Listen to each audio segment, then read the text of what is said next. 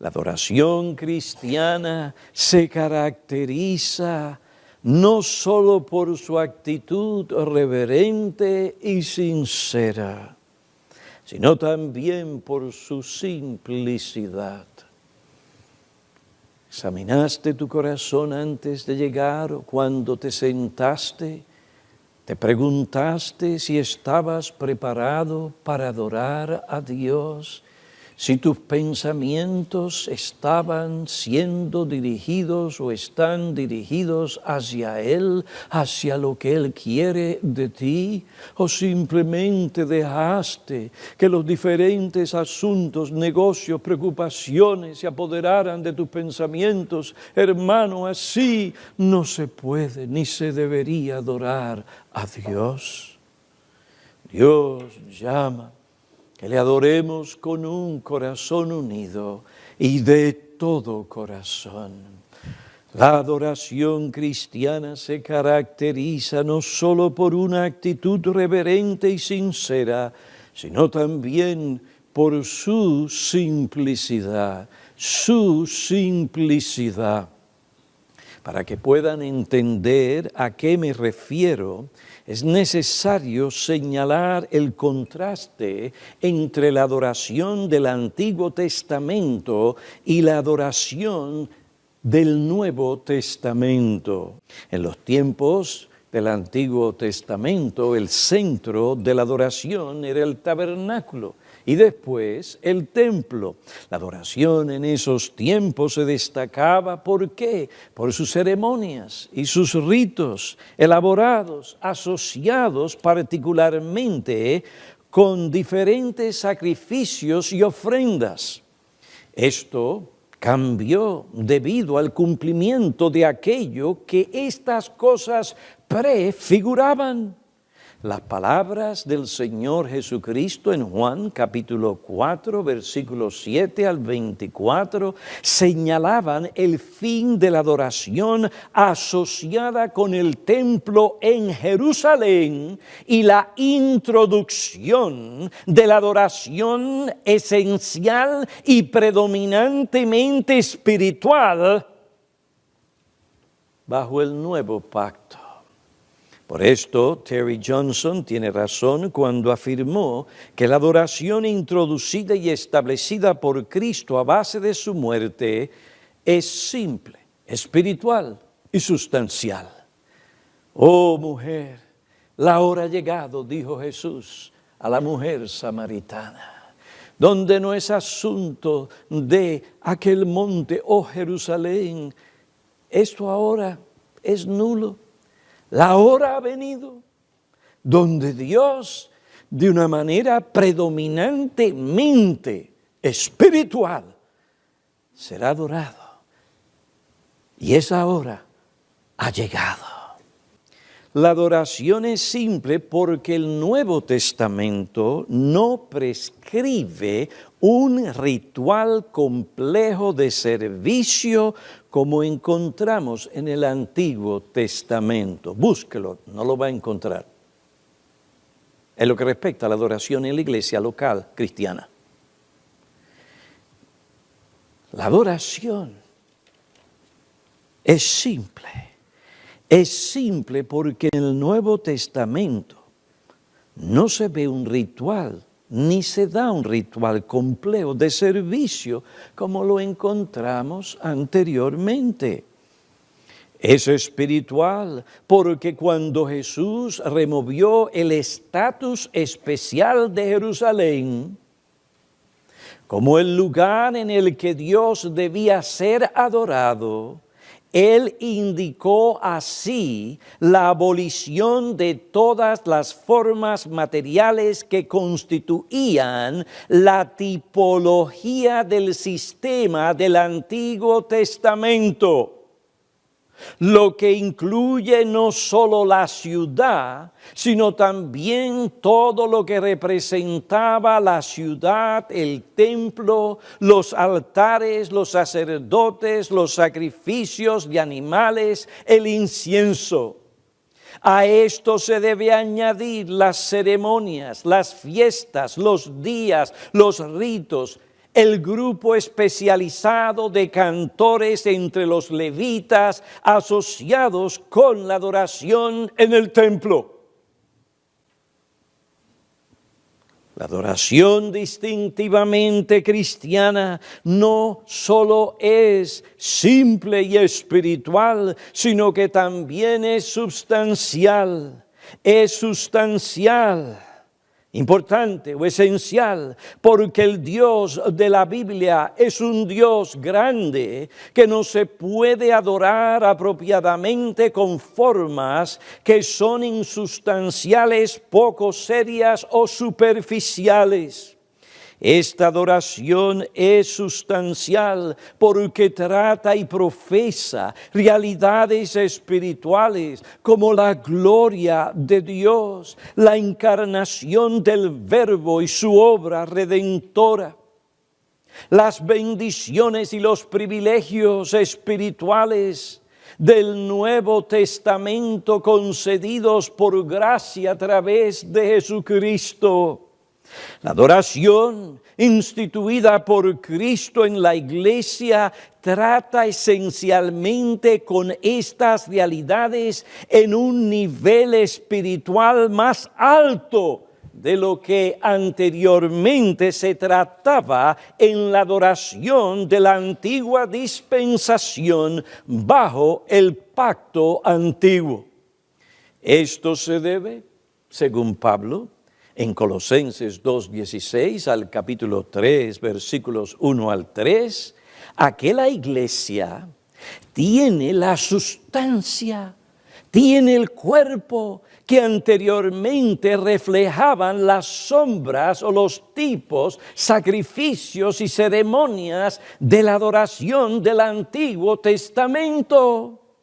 Esta realidad introdujo cierto contraste entre la adoración en el templo y la adoración en la iglesia.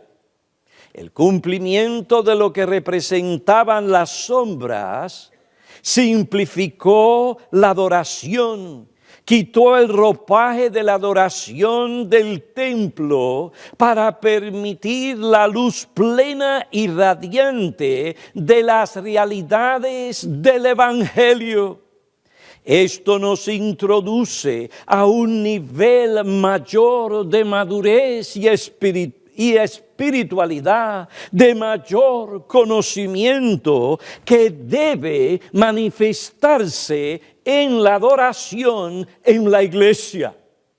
Por tanto, debemos adorar a Dios según la luz que emite las realidades actuales sobre Cristo y su obra proclamadas en el Nuevo Testamento, específicamente en el Evangelio. Teniendo en cuenta este contraste, alguien dijo: tan gloriosa y majestuosa como fue la adoración del templo de Salomón, esta fue reemplazada. Ritos, ceremonias, sacrificios, el grupo especial de los cantores levitas. Acuérdense, no era que cualquiera que quería cantar y hacer un grupo podía hacerlo, no, eran los levitas. Y entre los levitas los escogidos para hacer lo que el Señor mandaba. ¿Dónde? En el templo. Tan gloriosa y majestuosa como fue la adoración del templo de Salomón, esta fue reemplazada por una adoración más gloriosa en el Evangelio. Ahora entramos no en un templo antiguo, sino en el lugar santo, el santuario celestial. Hebreos capítulo 10, versículo 19 al 22. En esa epístola también se habla de que nosotros a través de Cristo entramos al lugar, no un templo, sino al santuario, al lugar santísimo, en la presencia de Dios.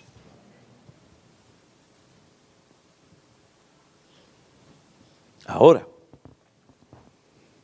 tenemos pleno y libre acceso a la presencia de Dios a través de la fe en Jesucristo por el Espíritu Santo, Efesios 2:18. Tenemos una comunión más clara con las personas de la Trinidad que antes no se tenía. Tenemos un gran sumo sacerdote que, como el Dios hombre, el Verbo encarnado, trascendió los cielos. Nosotros nos acercamos con mayor confianza al trono de la gracia, porque en Cristo y en Él el cumplimiento de las profecías y de toda aquella tipología se ha cumplido. Nosotros nos acercamos con mayor confianza al trono de la gracia. Somos conducidos a la sala del trono de Dios nuestro Padre como almas lavadas por la sangre de Jesucristo, nuestro hermano mayor. Cuando adoramos, todos nosotros con caras descubiertas, contemplando como en un espejo la gloria del Señor, estamos siendo transformados en la misma imagen, de gloria en gloria, así como del Señor el Espíritu. No hay nada más glorioso o excelente en toda la tierra que la adoración del Evangelio.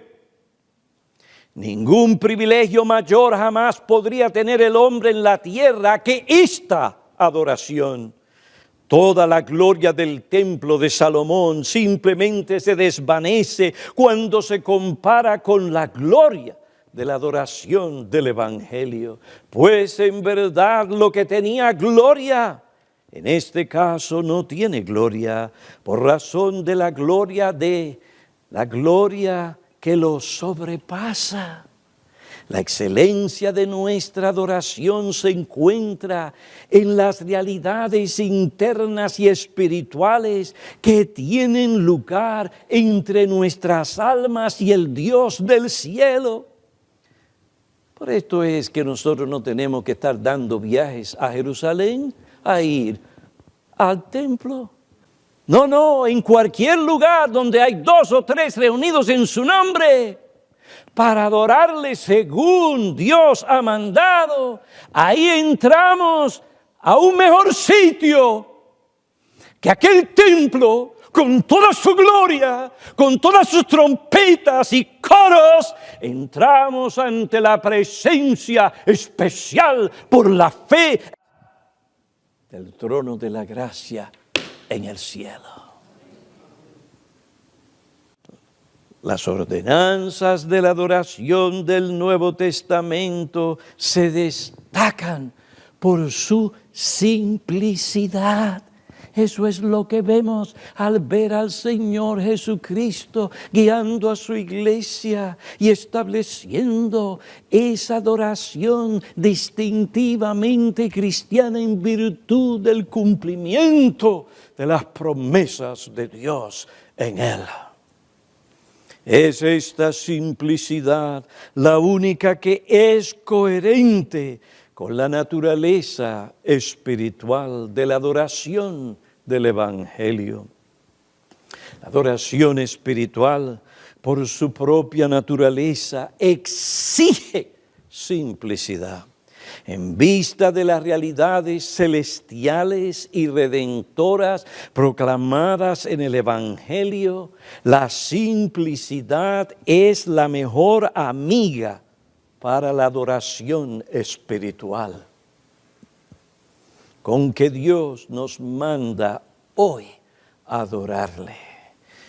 Cito a alguien, y lo cito a manera de advertencia. En la medida que los hombres se apartan de la simpleza de la adoración del Evangelio, también se apartan de su verdadera naturaleza espiritual. Introducir las ceremonias, los ritos, las formas de la adoración de los tiempos del Antiguo Testamento no representa un avivamiento ni una nueva reforma. No representa un progreso espiritual ni un avance hacia la madurez cristiana. Si usted tiene una teología bíblica y lee bien su Biblia y tiene una sana teología sistemática. Introducir las ceremonias, los ritos, las formas de la adoración de los tiempos del Antiguo Testamento, oigan bien, no representa un progreso espiritual, es más bien un retroceso en lo que respecta al entendimiento y discernimiento. No representa un avance hacia la madurez cristiana. Tal cosa podría, es decir, de introducir todas esas cosas, tal cosa podría llevarnos, aunque sea inconscientemente, a negar el Evangelio, el cumplimiento de las promesas, decir que no se han cumplido. Querer introducir en el culto cristiano las formas y prácticas de la adoración del Antiguo Testamento sin la autorización del Nuevo Testamento refleja un espíritu que quiere mantenernos en un estado espiritual infantil. Refleja un espíritu que no quiere reconocer o que niega el estado espiritual de madurez al que Cristo, mediante su persona, muerte, resurrección, ascensión y exaltación, ha introducido a la iglesia. Por otra parte, el énfasis de la adoración en la iglesia no recae en lo físico, sino en lo espiritual. Por lo tanto, el deber del pastor es dirigir el culto de tal manera que la iglesia transcienda lo que ve con sus ojos físicos para centrarse en las verdades sobre Dios, sobre Cristo y su obra redentora, sobre las realidades espirituales de las cuales Pablo nos habla en sus epístolas. Efesios capítulo 1, observen cómo este hombre exalta y glorifica y adora a Dios. Al comenzar su epístola, dice: bendito sea el Dios y Padre de nuestro Señor Jesucristo, que nos ha concedido pan, comida, salud. Que podemos finalmente tener algo en el banco y podernos dar el lujo de irnos 2 o 3 semanas de vacaciones. Sí, porque generalmente la gente, eso es lo que piensa. Oye, qué bueno, tengo salud, tengo un buen trabajo, tengo una casita. Y en lo que respecta a mi coche, carro, de primera categoría, usted entra y casi, un día de esto va a salir: bienvenido, entre. ¿Qué quiere que haga por usted? Estamos cerca. Sí. Venimos a la iglesia, Dios nos ha dado, que si nosotros damos mucho dinero, Dios nos va también a hacer ricos, porque el creyente, óigame bien, Dios lo llamó para darle prosperidad, para darle riquezas. Y allá sale este hombre que necesita un avión más grande que el que tiene. ¿Y cómo lo justifica? No. Y muchas veces venimos aquí pensando en estas cosas. Hermano, no es que no demos gracias a Dios porque tenemos que hacerlo por el pan de cada día y que el Señor nos ha bendecido. Realmente esta iglesia es muy bendecida. Lo hemos visto a través de los años. Aquí hay un pueblo generoso y cuando las cosas han estado muy mal en la economía, y puedo hablar, he estado aquí 40 años, cómo Dios ha sostenido estos hogares, esta iglesia. cuando otros la estaban pasando muy mal. Sí, damos gracias a Dios por tanta misericordia, por tantos bienes materiales. Pero hermanos, la labor nuestra es llevarlos a ustedes a un nivel mayor para que no se aferren a las cosas materiales de este mundo, sino que vean la gloria de Cristo exaltado en el cielo y puedan ver sus manos ensangrentadas y puedan verlo a través de los ojos de la fe según la Escritura, intercediendo cada día por nosotros para que nuestra fe no falte, a fin de que por el camino de la santidad perseveremos y lleguemos a disfrutar de la gloria futura.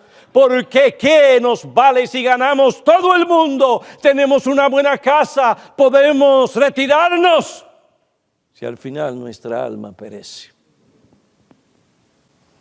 Bendito sea Dios y Padre de nuestro Señor Jesucristo, que nos ha bendecido con toda bendición espiritual